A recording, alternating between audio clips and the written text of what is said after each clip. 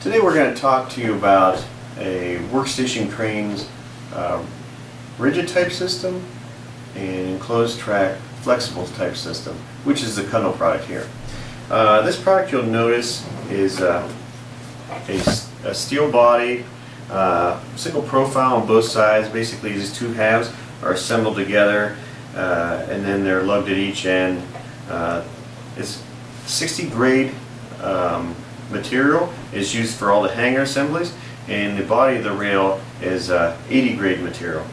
Now you notice there's a lug. This is just a short assembly showing how the bridges and runways are built. There's a lug set up at each end, and you either bolt an end plate on here or you would bolt two sections of runway together. These three bolts, these are basically 3/4 socket head cap screws, grade 8, and they basically align both tracks up if you're bolting sections together, so there's a smooth transition from one rail section to the next. So basically sandwiches the two rails together nice and tight, and that way it provides for a nice smooth transition. You'll notice and also inside here is the internal conductor bar that we talked about in other videos, that the end trucks and trolleys slide back and forth inside this section and collect all the power that's located inside this rail. Works very similar to how a track lighting would slide back and forth and collect power. All the Kundel crane systems the units are pre-primered when they come in, the steel. They're basically sheared to length, whatever your requirement is, up to within a 1/16 of an inch of your requirement. And then it's coated with 2 coats of primer and then one final coat of enamel. The hardware is then mounted on your rail systems, and basically where your purchase order is sent in, you have a set of blueprints that go along with it, and you spec out where you want your hangers and how you want your posts and where they want to be located. And basically all the hardware comes pre-assembled and pre-installed on every Kundel crane system.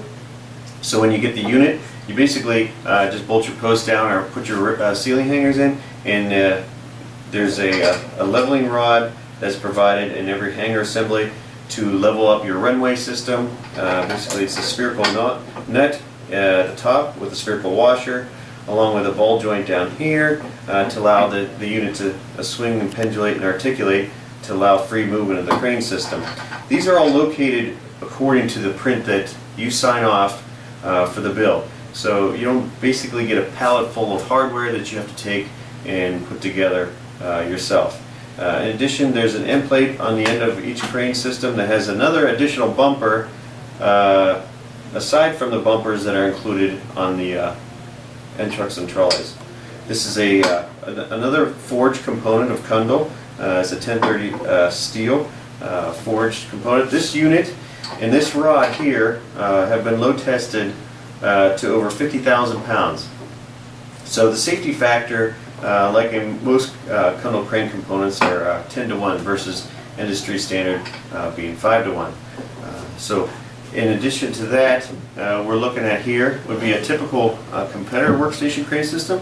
I'm not sure if you can see them side by side. This would be the initial profile of Kundel, which would be called a K12, which is called K12 for the reason basically it's 12 pounds per foot. And the designation for all Kundel Workstation cranes are similar, whether it's K16, K22, K26, or K30. The designation is basically spelling out the weight per foot. This unit here would be a competitive Workstation crane to this Kundel unit here. This is a rigid Workstation crane. You'll notice basically like a C-channel design. It almost looks very similar to a ladder or a truss design here. You will see the C-shaped channel, basically a 2x2 tube, another 2x2 tube, and they're basically just welded together to provide the bridge or runway or whatever is needed. This system not only is rigid in the way it moves and tracks, it's very light, and the way it's set up, it almost works, the way it's designed with headers, almost works very similar to like a cage, where it takes uniform loading very well. the reason why it's done that way, and there's headers that are required to tie the system back side to side. And also with units like this, since it is rigid, and if you were to run your bridge into your runway, the potential shock and the vibration of the unit, that's typically why you would see a disclaimer in the top right hand corner of the prints that says basically if you don't want your system to move or wobble or shake during loading, that they recommend you tie this type of unit off. Now the reason that is so that the unit doesn't shake, and these tiebacks and sway bracing, what they call them, aren't included in your purchase, and it will be an additional cost you will have to consider that you'll have to invest into to put this unit in your facility. So it's truly not a freestanding crane system, and it has to be tied back to your facility, versus the Kundel crane system here. It's all freestanding. There's no tiebacks required. Basically you just bolt it down to an existing floor, no specific foundation requirements. On a typical 3-ton unit, it's just 6-inch of concrete, 4,000 psi. Another thing we had talked about is the lug end unit, how it bolts 2 sections of rails together. Competitors, they use basically like a C-channel shape here, very similar to the C-channel here, and where it would just slide over, and then you would slide your next section of rail into here.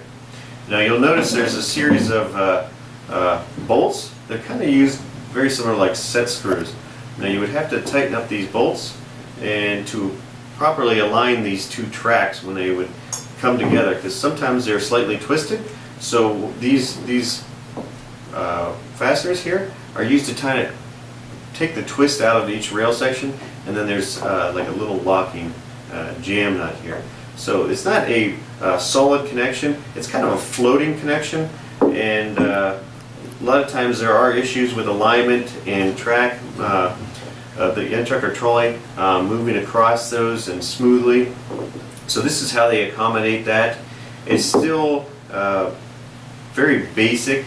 It's like entry-level type of product versus the Kundel system, which has the oversized lugs for aligning the track. So typically if you have a load moving back and forth on the bridge or runway, and you hit these little inconsistencies in the track, it's very hard to roll your load over top of that. So this is how both companies, Kundel products here and competitor Workstation cranes, these are how they accomplish the bolting of the units together. Now the top here, there's a tube. There'll be a series of bolt holes where just a series of plates that kind of bolt the top section together. But as far as the track itself, it's not bolted to the next track in transition. So those are just a few little key features and the differences between the Workstation cranes products. You can tell, you can see side by side the comparison of the two similar products. Now this unit is rated for 1,000 pounds, and this would be a similar unit that would be rated for 500 to 1,000 pounds also. So you can see the units basically side by side. You can tell by the gauge and the material and the differences in the profile how much time and quality is invested into this product versus a product versus off-the-shelf tubing, basically welded together. But I think that pretty much sums up the differences between the two products, and you can judge for yourself which products you like based upon the appearance. Not only that, based upon the quality and craftsmanship that is put into both products. I'd like to thank you for taking the time to view some of our videos to get yourself more educated in the workstation crane industry and get a feel for what type of products you're actually looking at. Because to us at Kundel, a crane is just not a crane system. You know, crane's a product that you're going to be putting over somebody's head. So we take pride in producing a product like this, and look for this and other educational videos at www.kundel.com.